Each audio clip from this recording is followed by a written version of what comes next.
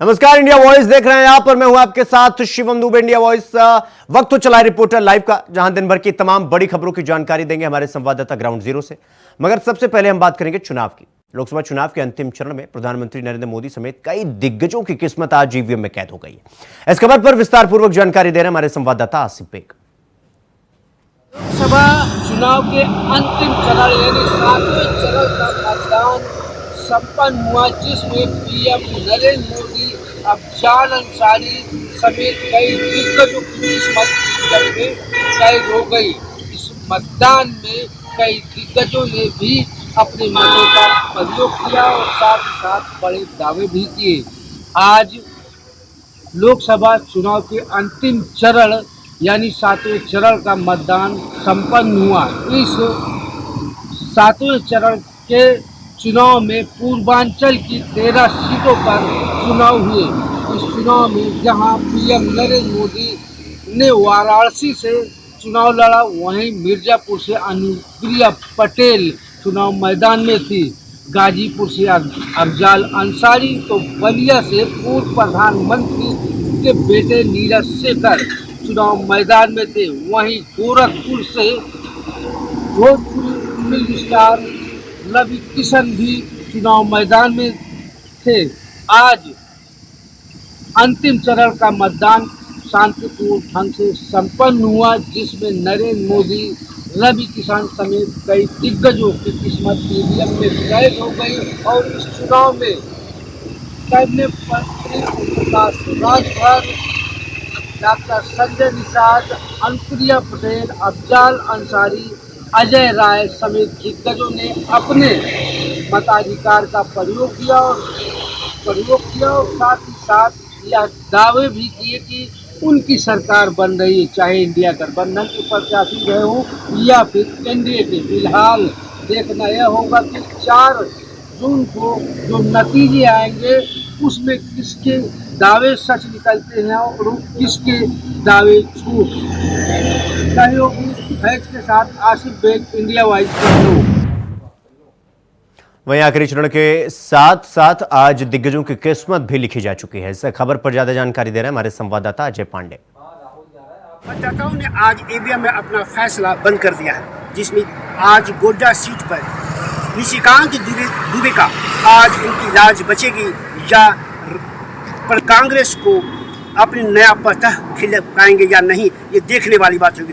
दूसरी तरफ आप राजमहल की बात करेंगे तो राजमहल में विजय हास्ता इस बार लगाएंगे या नहीं, यह ताला अपनी किस्मत का, राजनीतिक का सफर का एक नया शुरुआत करेंगे। तो दूसरी तरफ सीता सोरेन जो हैं, झारखंड मुक्ति मोर्चा से आकर करके बीजेपी से चुनाव अपनी भाग आजमा रही हैं। वैसे में अब सीता सोरेन अब दुमका सीट से वो अपनी जीत पाती हैं या नहीं पाती हैं, ये देखने वाली बात होगी। अजय कुमार, रांची। तो पंजाब की 13 सीटों पर शांतिपूर्वक चुनाव संपन्न हो गया। इस खबर पर ज्यादा जानकारी दे रहे हैं हमारे संवाददाता अंकुश गोयल। इंडिया वॉइस में आपका स्वागत है। बात करें आज लोकसभा चुनावों की, जिसमें कि पंजाब की 13 सीटों पर आज रणनीति तय थी, जिसके लिए आज लोगों ने अपना मतदान किया। बात करें जिला होशियारपुर की, जो कि आज वोटिंग थी, सुबह 7 बजे से लेके 6 बजे तक वोटिंग हुई है। बड़ी पीसफुल वोटिंग हुई है। एक दो जगह पर जो कि है सेंसिटिव बूथ थे, जहां पर कोई लड़ाई झगड़े का मामला सामने आया, लेकिन जब जिला डिप्टी कमिश्नर के ध्यान में ये बात आई तो तुरंत उस मामले को सुलझा लिया गया और वहां पर पहुंच के पुलिस अधिकारियों ने जांच शुरू कर दी है। फिलहाल जो है मतदाताओं ने अपना पूरा जो कि है जोश दिखाकर वोटिंग की है।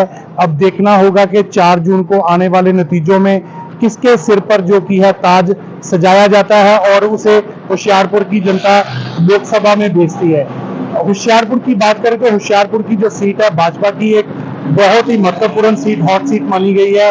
यहाँ पर पिछले 15 साल से जो कि भाजपा का ही कब्जा रहा है, लेकिन इस बार सत्ता में आम आदमी पार्टी और कांग्रेस, बात करें अकाली दल और भाजपा, सभी अपने अपनी निशान चिन्ह पर जो कि है चुनाव लड़ रहे हैं। अब देखना होगा होशियारपुर की जनता ने जो किसको चुनकर लोकसभा में भेजा है, ये तो आने वाला 4 जून ही बताएगा। आप जुड़े रहिए मेरे साथ, मेरे सहयोगी दीपक लाखा के साथ। अंकुश गोयल, इंडिया वॉइस। वहीं बिहार में शांतिपूर्वक चुनाव खत्म हुआ। इस खबर पर ज्यादा जानकारी दे रहे हैं हमारे संवाददाता नेहा गुप्ता। में 7वें चरण और अंतिम चरण का मतदान संपन्न हो चुका है। बता दें कि जिस तरह से बिहार में 8 सीटों पर लोकसभा चुनाव की प्रक्रिया की गई है, जिसमें मुख्य रूप से एनडीए और इंडिया गठबंधन का मुकाबला रहा, जहां एक और बता दें कि 134 उम्मीदवारों का भाग्य का फैसला ईवीएम में कैद हो चुका है। अब इसका फैसला अब 4 तारीख को आएगा, उसके बाद ही पता चल पाएगा कि किसकी सरकार बनती है। कहीं ना कहीं सभी अपनी जीत का दावा कर रहे हैं। भोजपुर की अगर बात करें तो कई ऐसे जो बूथ थे जहां शांतिपूर्ण व्यवस्था रही, वहीं थोड़ा गर्मी और हीट वेव के कारण कुछ कर्मचारियों की बीमार होने की सूचना मिली। इसके बाद बता दें कि कई ऐसे जगह थे जहां पेयजल की व्यवस्था होनी चाहिए थी, फिर बाद में स्थानीय लोगों की मदद से व्यवस्था की गई। साथ ही शांतिपूर्ण प्रक्रिया से ये मतदान संपन्न कराया गया, जहां एक और लोगों ने बढ़ चढ़कर जो यह लोकतंत्र का महापर्व कहा जाता है उसमें शामिल हुए और खुलकर मतदान किए। भले गर्मी और हीट वेव के कारण थोड़ा मतदान की प्रतिशत कम रही, लेकिन लोगों में काफ़ी उत्साह देखा गया। देखने वाली बात होगी कि जनता जो मतदान की है इसका फैसला 4 को आता है, किसको जीत है। अब जिस तरह से काफ़ी जो बुजुर्ग लोग थे उनको लाने की व्यवस्था की गई थी। साथ ही यहाँ पर जो सुरक्षा की व्यवस्था रहे हैं, मजिस्ट्रेट तैनात थे, मजिस्ट्रेट विभिन्न बूथों पर तैनात थे और सुरक्षा के पुख्ता इंतजाम किए गए। शांतिपूर्ण मतदान कराया गया। कुछ बूथ पर वोट बहिष्कार के मामले आए हैं, उसे लेकर जिलाधिकारी तुरंत मौके पर पहुंचकर जिला प्रशासन ने उस मामले को समझने का प्रयास किया। साथ ही विभिन्न क्षेत्रों में बता दें कि भोजपुर का 7 विधानसभा है जो लोकसभा आरा लोकसभा सीट में आता है, सभी में सुरक्षा के पुख्ता इंतजाम किए गए। साथ में 7 बजे से मतदान शुरू हो चुका और भीषण गर्मी और हीट स्ट्रोक के बावजूद लोगों में उत्साह में कमी नहीं देखी गई। लोगों ने घर से निकलकर मतदान किया। भले ही ये कहें कि दोपहर के में थोड़ा वोट का प्रतिशत कम रहा, लेकिन सुबह और शाम को वोट का प्रतिशत लगातार जारी रहा। आपने वोट किया? जी, हमने वोट किया। मतलब किस मुद्दे पे किया? विकास की पर। जी धन्यवाद। सभी अपने अपने क्षेत्र के विकास के मुद्दे पर वोट कर रहे हैं और अब देखने वाली बात होगी कि 4 तारीख को जो हमारा रिजल्ट आता है वह किसकी सरकार बनती है, हमारे शहर का कौन सा सांसद होता है या पुनः जो सांसद थे वो होते हैं, ये तो समय बताएगा। मैं नेहा गुप्ता, भोजपुर आरा से। तो वहीं में लखनऊ में अखिलेश यादव ने बीजेपी पर तंज कसा है। ऐसा खबर पर ज्यादा जानकारी दे रहे हैं हमारे संवाददाता आसिफ बेग।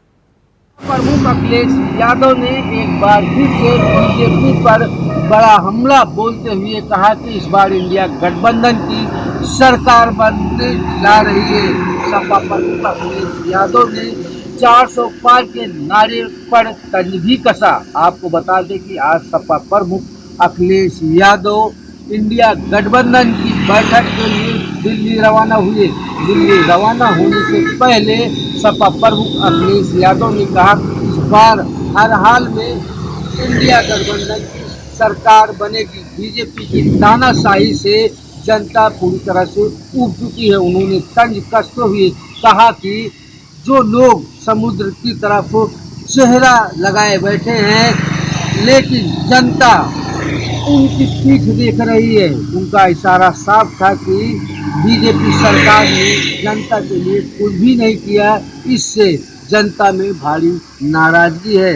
वहीं सपा प्रमुख अखिलेश यादव ने यह भी कहा कि जो 400 पार का नारा दे रहे हैं इस लोकसभा चुनाव में, उन्होंने इसका मतलब भी समझाया। अखिलेश यादव ने मतलब समझाते हुए कहा कि 400 के बाद जितनी सीटें बचती हैं वह बीजेपी जीत रहे। फिलहाल जिस तरह से सपा प्रमुख अखिलेश यादव ने एक बार फिर से इंडिया गठबंधन की सरकार बनने का दावा किया है, दांव में कितनी सच्चाई है और नतीजों से साफ हो जाएगा। 4 जून को फैसले आ जाएंगे।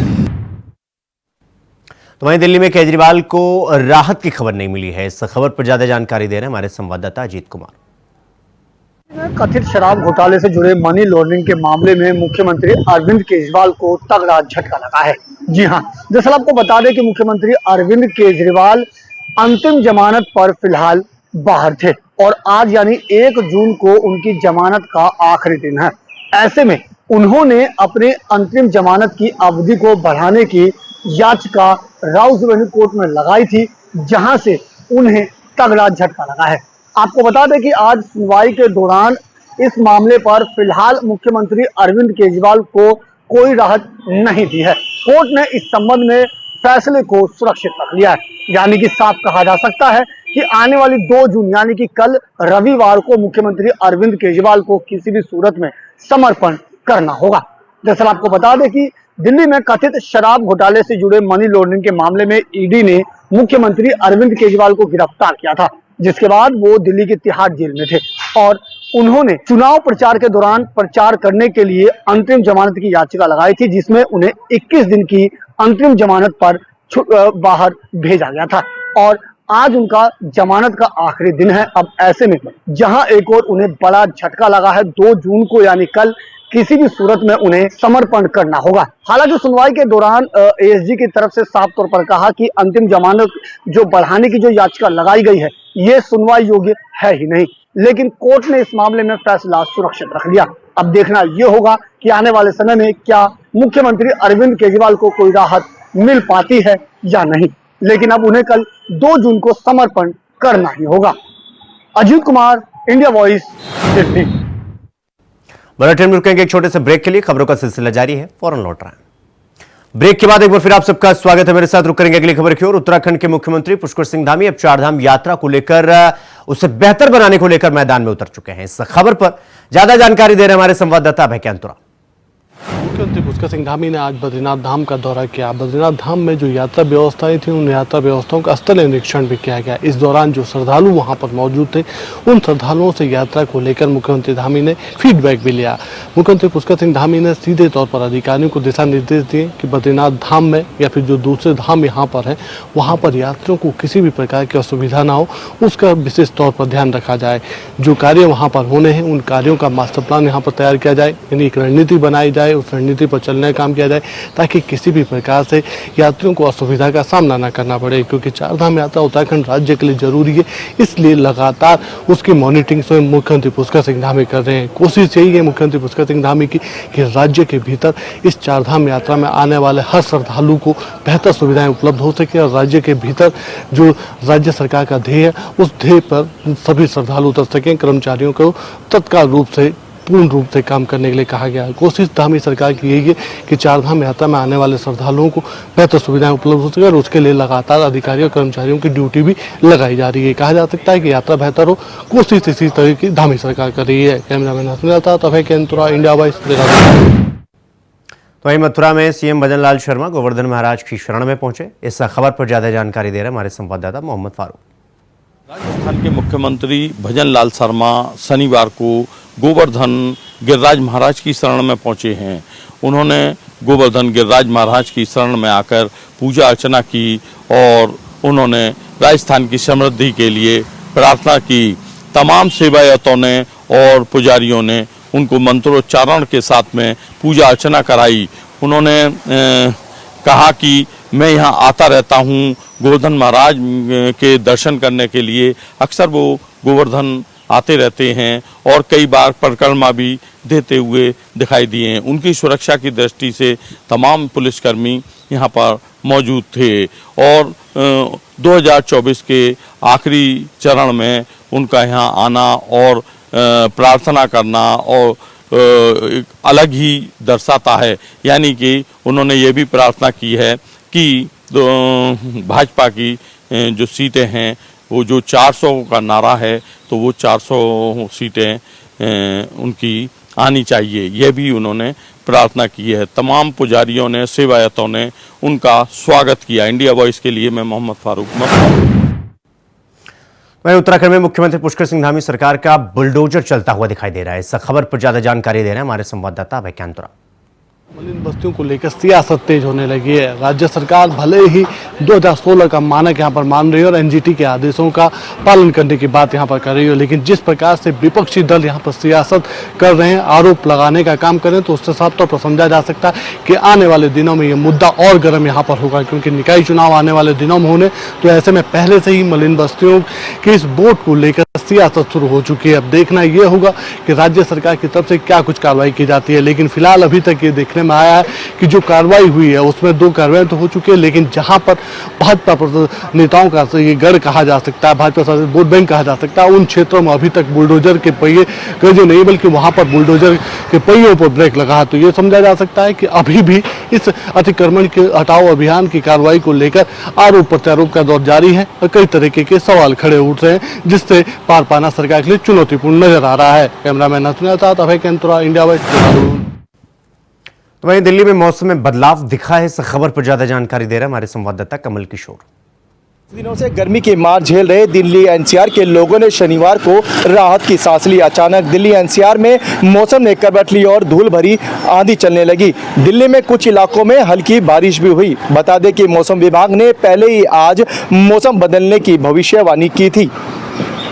गर्मी से परेशान मई का महीना अब पीछे छूट चुका है और आज जून की शुरुआत हुई है। नए महीने की शुरुआत में ही दिल्ली एनसीआर के लोगों को गर्मी से थोड़ी राहत मिली। आज शाम 3 बजे के करीब दिल्ली और नोएडा में कई जगहों पर धूल भरी आंधी चली और फिर दिल्ली में कुछ जगहों पर बारिश भी हुई, जिसके बाद मौसम सुहावना हो गया। बता दें कि मौसम विभाग ने पहले ही भविष्यवाणी करी थी कि पश्चिमी विक्षोभ की वजह से दिल्ली समेत कुछ राज्यों की गर्मी से राहत मिलेगी। मौसम विभाग ने पूर्वानुमान लगाया था कि शनिवार से एक पश्चिमी विक्षोभ अपना प्रभाव दिखाएगा, जिसमें बहुत कम बारिश या गरज के साथ तूफान के रूप में जल्द राहत मिलने की संभावना है। तो वहीं राजस्थान में गर्मी का कहर लगातार जारी है, इस खबर पर ज्यादा जानकारी दे रहे हमारे संवाददाता कुलदीप सैनी। राजस्थान में लगातार गर्मी का प्रकोप बढ़ता दिखाई दे रहा है। नौतपे का असर सीधे तौर पर राजधानी जयपुर समेत राजस्थान के तमाम जिलों में देखने को मिल रहा है। एक और सरहदी जिलों की जब हम बात करते हैं तो जैसलमेर, बाड़मेर, बीकानेर में लगातार पारा बढ़ रहा है। वहाँ तापमान 52 डिग्री के पार आज भी है। हालांकि जयपुर की अगर हम बात करें तो आज छकाए बादल है, जिसकी वजह से लोगों को थोड़ी गर्मी से राहत जरूर है, लेकिन उसके बावजूद भी जहां हीट वेव्स की बात करें तो लगातार बढ़ते आंकड़ों से मौत के जो आंकड़े हैं वो कहीं न कहीं बढ़ते दिखाई दे रहे हैं। हालांकि इसे लेकर मुख्यमंत्री ने कल बैठक भी ली। हीट वेव को लेकर मंत्रियों के बयान भी आ रहे हैं, लेकिन आधिकारिक आंकड़ों की पुष्टि अगर हम करें तो सरकारी आंकड़ों में कहीं न कहीं उसका अभाव आज भी देखने को मिलता है। इसे लेकर हाईकोर्ट ने भी सख्ती दिखाई है, सरकार से कहा है कि इस मामले को लेकर सख्ती से सख्त इस पर काम करे। हीट वेव से जो लोग मर रहे हैं उनके मुआवजे की भी पुष्टि सरकार की ओर से होनी चाहिए। कैमरा पर्सन मनीष के साथ मैं कुलदीप, इंडिया वॉइस। वहीं पीलीभीत में गर्मी का कहर देखने को मिल रहा है, इस खबर पर ज्यादा जानकारी दे रहे हैं हमारे संवाददाता अमित पाल। एक टाइगर रिजर्व जिला है जहां पर वन व नदियों का एक जंक्शन बोला जा सकता है, लेकिन पीलीभीत जिला भी गर्मी के चपेट में आ चुका है। आपको बता दें पीलीभीत जिला भी गर्मी से नहीं बच सका। हमको बता दें कि पीलीभीत में 43 पार जो है पारा जा चुका है। हमको बता दें पीलीभीत में भी गर्मी का कहर दिखा है, क्योंकि पीलीभीत में 43 डिग्री से पार जा चुका है पारा, और गर्मी से परेशान लोग नदी, नहर व वाटर पॉइंट में नहाने के लिए जाते हैं, जहां पर जान का जोखिम बना रहता है। लेकिन गर्मी से राहत पाने के लिए कई विधियों का उपयोग कर रहे हैं, लेकिन अभी तक गर्मी ने अभी तक अपना जो है कि धूप इतनी बिगड़ से निकलती है कि अभी तक जो है पारा नीचे नहीं आने के लिए नाम ले रहा है। अगर बात करें छोटे बच्चों व बुजुर्ग बूढ़ों की, तो वह गांव-गांव में जाकर करके पेड़ के नीचे बैठ करके पेड़ की छांव का आनंद ले रहे हैं। लेकिन गर्मी जो है बढ़ती चली जा रही है, जिससे कि आज जनमानस बहुत ही परेशान नजर आ रहा है। वहीं नेकी की दीवार वाले जो है कि संस्था अपना कार्य करती जा रही है। मजदूरों व